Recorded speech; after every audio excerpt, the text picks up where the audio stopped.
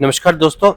आज के हमारे सेशन में आज हम करेंगे करंट अफेयर आपके बीपीएससी 69 के लिए स्पेशल करंट अफेयर्स, जो कि कौन से महीने के लिए है, जनवरी। और हमारे करंट अफेयर बोथ हिंदी और इंग्लिश दोनों में होती है। जो इंग्लिश मीडियम उनके लिए भी होगी और जो हिंदी मीडियम होती है उनके लिए भी होगी। तो हमारा सबसे पहला न्यूज़ हमारे यहाँ पे क्या आता है कि 32वीं सब जूनियर नेशनल कबड्डी चैंपियनशिप हुई। इसमें बिहार ने हरियाणा को हराकर 32वीं सब जूनियर नेशनल कबड्डी चैंपियनशिप के लड़कों का खिताब जीत लिया है। बिहार ने हरियाणा को 49 और 47 पॉइंट से हराया है, जिसमें बिहार का पॉइंट 49 था और हरियाणा का 47, तो 2 पॉइंट से हरा दिया। तो बिहार ने यह खिताब 13 साल बाद जीता है। इस आखिरी जीत जो थी बिहार की वो 2009 में थी। और ये कहाँ पे ये आयोजित हुआ था? तो MGM higher secondary school Bokaro, Jharkhand. तो ये झारखंड जो कभी बिहार का पार्ट था, उसी में इसकी आपकी ये चैंपियनशिप हुई। इसके बाद हमारे नीतीश कुमार जी ने समाधान यात्रा निकाली थी। इन्होंने कहाँ से निकाली थी ये यात्रा? वाल्मीकि नगर, जो कि पूर्वी चंपारण से निकाली थी। कब निकाली थी? 5 जनवरी 2023 को। ये इनकी 14वीं यात्रा है, जिनका नाम समाधान यात्रा है। जो पहला फेज है ये 29 जनवरी से लेकर के 29 जनवरी तक चलेगा और इसमें 18 जिलों को कवर किया जाएगा। इसके बाद हमारा आता है जल जीवन हरियाली दिवस। तो हमारे ये आपको पता ही है, जल जीवन हरियाली जो मनाते हैं, तो ये हरियाली दिवस कब मनाया जाता है? जल जीवन हरियाली दिवस जनवरी 3, 2023 को मनाया गया। जो ये जल जीवन हरियाली अभियान है, ये इसकी स्टार्ट कब हुआ था? ये 2019 में इसकी स्थापना हुई थी और इसको 2 साल के लिए फिर से बढ़ा दिया गया है कि अब 2025 तक के लिए ये जल जीवन हरियाली मिशन जो है, इसको अभियान को बढ़ा दिया गया है। इसके अंदर हम क्या करेंगे? तो पानी बचाएंगे और जो पौधे लगाने का काम है, वृक्षारोपण, ये काम को बढ़ावा दिया जाएगा। इसके तहत 75,500 रुपए दिए जाएंगे उन किसानों को जो अपने खेत के आसपास में तालाब बनाते हैं, पोखर जो बनाते हैं, तो उनको 75,500 रुपए बतौर राशि दी जाएगी। अब उसके बाद हमारा आता है साहित्य अकादमी ट्रांसलेशन अवार्ड। ट्रांसलेशन का मतलब आपको पता है, अनुवाद। तो साहित्य अकादमी अनुवाद पुरस्कार किसको दिया गया है? डॉक्टर रत्नेश्वर मिश्रा जी को। इन्होंने अपनी अंग्रेजी में लिखे उपन्यास आजादी का मैथिली में अनुवाद करने के लिए मिला इन्हें। किसके लिए? अंग्रेजी उपन्यास आजादी जो है उसका मैथिली अनुवाद के लिए इन्हें साहित्य अकादमी अनुवाद पुरस्कार मिला है। उसके बाद हमारा आता है जो हमारे उद्योग विभाग है, उन्होंने दिसंबर महीने में उद्योग विकास की रेटिंग जारी की थी कि किस जिले में कितना विकास है। तो टॉप 5 में जो शीर्ष 5 में अंक में आने वाले कौन से हैं? तो नालंदा को कितने पॉइंट मिले हैं? 59 पॉइंट मिले हैं। दूसरे नंबर पे आता है शेखपुरा, इसको कितना मिला है? 58 रैंक। तीसरे पे आता है मुंगेर, जिसको 55 पॉइंट मिला है। और चौथे नंबर पे समस्तीपुर 55 पॉइंट के साथ ही, और लखीसराय को मिला है 54 पॉइंट। सबसे आखिरी रैंक पे कौन आता है? तो हमारा मधेपुरा आता है। इसके बाद हमारा आता है कास्ट बेस्ड सर्वे। आपको पता ही, अभी कास्ट बेस्ड सर्वे जो है बिहार में कुछ दिन पहले हुआ था, जनवरी महीने में। ये 2 चरण में इसको किया गया था। तो पहला चरण जो है हमारा वो 7 जनवरी से 21 जनवरी 2023 तक, और दूसरा चरण कब से कब तक? 1 अप्रैल से 30 अप्रैल 2023 तक। इसका उद्देश्य क्या था?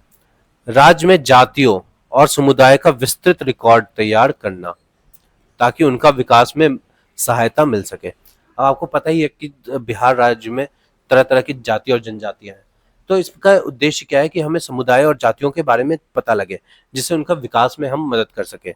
जितने ज्यादा जो होंगे पॉपुलेशन के अकॉर्डिंग, तो उनको उतना विकास में उनकी मदद करी जाए। बिहार में जाति आधारित सर्वेक्षण कराने का निर्णय राज्य के कैबिनेट ने 2 जून 2022 को मंजूरी दे दी थी। तो ये जो सर्वेक्षण कराना है, इसके लिए मंजूरी कब मिल गई थी हमें? तो 2 जून 2022 को। इसके बाद हमारा आता है कि भारत का सबसे लंबा ब्रिज कहां पे बनेगा? तो गंडक नदी पे हमारे बनने वाला है, सबसे लंबा पुल बनाया जाएगा। इस पुल की लंबाई कितनी होगी? 11.24 किलोमीटर, ठीक, और ये 4 लेन का होगा। और ये भड़पटिया बेतिया पश्चिम चंपारण से सेवरी पंडोरना उत्तर प्रदेश में जाएगा, इन दोनों को जोड़ेगा। अभी वर्तमान में सबसे लंबा पुल अभी कौन सा है हमारा? तो असम का भूपेन हजारिका सेतु है। आपको पता ही है कि वर्तमान में जो ये असम का भूपेन हजारिका सेतु है, ये सबसे लंबा पुल है। लेकिन जब हमारा ये पुल बन जाएगा तो ये सबसे बड़ा पुल हो जाएगा भारत का।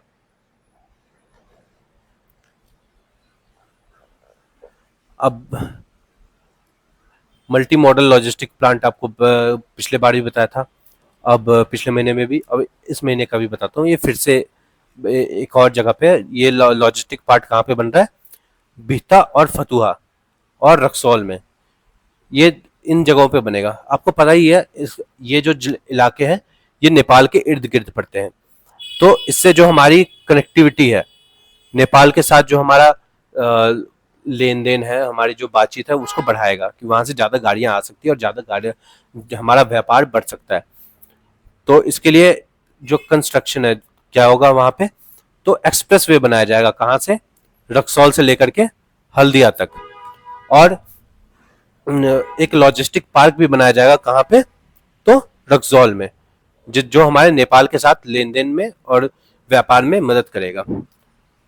जो रक्सौल है उसका वो एक ड्राई पोर्ट है, और हल्दिया जो है इनके पास पोर्ट है, बंदरगाह वगैरह है। इसके बाद हमारा आता है इस टाइम का सबसे इंपॉर्टेंट न्यूज, एमवी गंगा विलास। तो यहाँ पे एमवी का मतलब क्या है? Motor vehicle. तो एमवी का मतलब हो गया मोटर व्हीकल। गंगा विलास जो है वो पटना में आया। ये पटना में कब पहुंचा? जो अब इसके निर्धारित तिथि थी 16 जनवरी 2023 को भद्रा घाट पे ये पहुंच गया।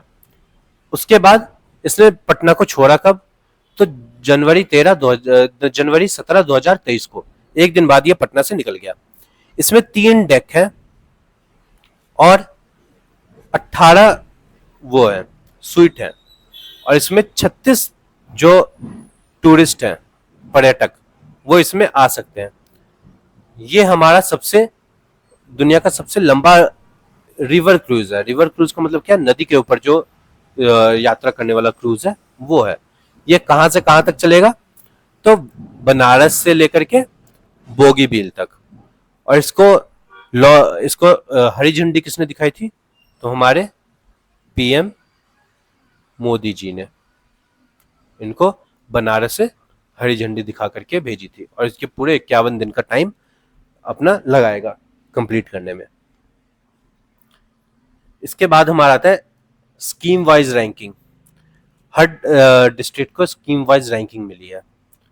तो 5 योजनाओं के तहत हमारे कुछ कुछ जिले जो हैं वो प्रथम स्थान पे आए हैं।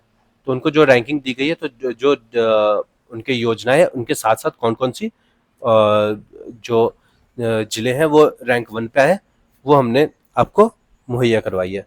तो प्रधानमंत्री रोजगार सृजन कार्यक्रम PMEGP, इसमें कौन हमारा प्रथम स्थान पे है? सिवान। इसको कितनी रेटिंग मिली है? 19.31। दूसरे नंबर पे हमारा है PM सक्षम खाद्य प्रसंस्करण उद्यम योजना, जिसको इंग्लिश में हम कहते हैं PM formalisation of micro food processing enterprises scheme, PMFME scheme, PMFME scheme. इसका इसमें कौन आया है? हमारा नालंदा आया है पहला 20.11 के साथ।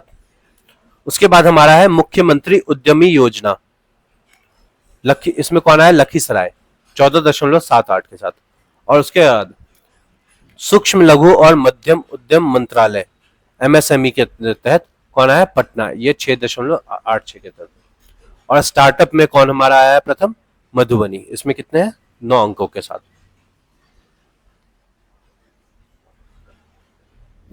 अब हमारा जो आपको मैंने बताया था पिछले महीने कि एक गंगा जल आपूर्ति योजना है, ये आपको उसके द्वारा इसको यूएन में भी, जो संयुक्त राष्ट्र है वहां पे भी इसकी सराहना हुई है। तो इसकी सराहना किसने की है? एरिक सोलहेम ने इसकी प्रशंसा की है। तो ये वहां के क्या है? एरिक सोलहेम पूर्व कार्यकारी निर्देशक हैं, वहां के पहले के एग्जीक्यूटिव डायरेक्टर रह चुके हैं, किसके? संयुक्त राष्ट्र के। इस योजना के बारे में इसको 27 नवंबर 2022 को माननीय मुख्यमंत्री नीतीश कुमार द्वारा लॉन्च किया गया था। आपको बताया था इसको कि राजगीर, गया और बोध गया के लगभग 7.5 लाख घरों में 28 नवंबर से पाइप से माध्यम से नदी की उपचारित पानी मिलेगा, ट्रीटेड वाटर। आपको जो पानी पीने लायक होता है, जो रिवर, जो नदी का पानी को साफ करके पीने लायक बना करके जो भेजते हैं, तो ये किस किस को कनेक्ट करेगा? हमारा बौद्ध सर्किट जितने भी है उनको कनेक्ट करेगा, जैसे मैंने आपको पिछले वीडियो में आपको बताया था इसके बारे में कुछ, तो ये उसी से रिलेटेड है। तो इसी वजह से ये हमारा जो टॉपिक है ये बहुत ही इंपॉर्टेंट हो जाता है, क्योंकि ये रिपीट हो रहा है हर महीने, तो ये हमारे आने के चांसेस कुछ ज्यादा है, तो इसलिए इसको नोट कर ले। और इसको बनाया किसके द्वारा जा रहा है? तो mega engineering and infrastructure limited के द्वारा इसको इम्प्लीमेंट किया गया है। और ये बाढ़ का पानी मोकामा के पास हाथीदह से पाइप के माध्यम से 150 किलोमीटर की यात्रा करेगा और घरों तक पहुंचाएगा। तो ये क्या करेगा? 150 किलोमीटर दूर तक हमारा पाइप के से पानी पहुंचाया जाएगा घर घर तक। उसके बाद हमारा आता है, हमने हमारे राज्य सरकार ने 10 हैंडलूम क्लस्टर, हथकरघा क्लस्टरों को के बारे में सेंट्रल गवर्नमेंट से मांग की थी, तो उसको हमारे गवर्नमेंट ने सेंट्रल गवर्नमेंट ने प्रस्तावित को स्वीकार कर लिया है। तो वित्त वर्ष 2022-23 के लिए राष्ट्रीय हथकरघा के अंतर्गत 114 करोड़ 74,77,000 रुपए का लागत पे ये परियोजनाएं प्रस्तावित की गई हैं। और 2021-22 में केंद्र सरकार ने पहली बार व्यापक हथकरघा क्लस्टर विकास योजना के तहत 8 करोड़ 23 लाख रुपए की परियोजनाओं को मंजूरी दी थी। ठीक, अब हमारा आता है एक आपका annual status of education report, Acer 2022 इसने रिलीज किया है। किसके द्वारा ये रिलीज किया गया? प्रथम फाउंडेशन के द्वारा। तो इसमें 52,959 बच्चों को 1,140 गांवों से चुना गया है इसमें, और 38 जिलों से। इसमें यह पाया गया है कि जो हमारे अटेंडेंस है बच्चों की, वो 56.5% से बढ़ के 59.3% हो गया, और नेशनल एवरेज कितना है? 72.9%। और जो टीचर के अटेंडेंस है वो भी बढ़ गई है 68% से लेकर के 80% तक, और नेशनल एवरेज इसका कितना है? 86.8%। तो बिहार ने जो है 4% इंक्रीज नोट किया है जो स्कूल में, सरकारी स्कूल में दाखिला है उनमें 2008 से लेकर के 2022 तक। तो पहले कितना था? 78.1%, अब हो गया 82.2%। इसके बाद है हमारा जो 15 से 16 साल के बच्चे थे, जो लड़कियां थी, छात्राएं, वो जो एनरोल नहीं थी, वो 6.7% से गिर के 28%, 2% तक पहुंच गई है। और जो अंक गणित के स्तर के हिसाब से बिहार ने नेशनल एवरेज से कुछ बेहतर किया है, 21.6%। और अ, और जो नेशनल एवरेज है, 30.5% स्टूडेंट जो है वो किसके लिए आते हैं, पेड ट्यूशन के लिए। और ये बिहार में कितना है, 71.7% जो बच्चे हैं वो पेड ट्यूशन के लिए जाते हैं। और गवर्नमेंट स्कूल में जो एनरोलमेंट है वो 78.1 से लेकर के 82.2% तक बढ़ गया है। कितना हो गया टोटल एनरोलमेंट, कितने, 98% जो है एनरोलमेंट हो चुकी है। अब इसके बाद हमारा आता है स्मार्ट सिटी अवार्ड। तो स्मार्ट सिटी अवार्ड हमारे किन किन को दिया गया है, तो दो स्कीम को दिया गया है। पटना में 13 जो स्मार्ट सिटीज है, तो पटना इनमें टॉप किया है। और इनमें दो स्कीम जो है उनको किस जो है वो अंतर्गत दिया गया, स्मार्ट अदालतगंज तालाब और स्वच्छांगनी स्कीम। तो स्वच्छांगनी स्कीम किसके लिए है, तो जो औरतें हैं, जो सैनिटेशन वर्कर करती है, जो साफ सफाई की कर्मी है, और जो सीवर जो होते हैं, उसके लिए एक नई मैकेनाइज्ड स्कीम, मतलब जिसमें इंसान का इस्तेमाल नहीं होगा, मशीनों का इस्तेमाल होगा, वो लॉन्च किया गया किसमें, पटना में। इसके बाद हमारा आता है बहुत ही इंपॉर्टेंट, एक महाराणा प्रताप जी की स्टैचू लॉन्च की गई है, बनाई गई है, कहाँ पे, तो ये किसके द्वारा, सीएम नीतीश कुमार जी के द्वारा पटना में, कब, 19 जनवरी 2023 को वो उद्घाटन किया गया है। ये 10 फीट लंबा ब्रोंज कांस्य का स्टैचू है, मूर्ति है, जो कि कहाँ पे लगी है, स्वामी आनंद स्क्वायर, कहाँ पे, जो नियर एसपी वर्मा रोड है, पटना में। इसको डिजाइन किसने किया, इसका डिजाइन बनाया है रश्मि सिंह जी ने। और महाराणा प्रताप जी जन्मे कब थे, 9 मई 1540 में। इसके वजह से 9 मई को बिहार में स्टेट फंक्शन के तौर पे मनाया जाएगा। इसके बाद हमारा आता है चनपटिया स्टार्टअप। चनपटिया स्टार्टअप क्या है, इसमें 58 छोटे यूनिट बनाए गए, कहाँ पे, जो स्टेट फूड कॉरपोरेशन गोडाउन थे उसमें, चनपटिया ब्लॉक के उसमें। ये किनके दिमाग की उपज है, तो कुंदन कुमार, वहां के जो डीएम है, उनकी है। तो कुंदन कुमार हमारे क्या है, विनर रह चुके हैं Indian express excellence governance award of 2020 और 2021 के। कुंदन कुमार ने स्टार्टअप इनोवेशन कैटेगरी को भी जीता है।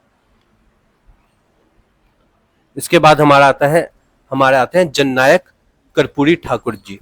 इनकी 19वीं जन्म शताब्दी मनाई गई है। ये पहले नॉन कांग्रेस चीफ मिनिस्टर थे बिहार के।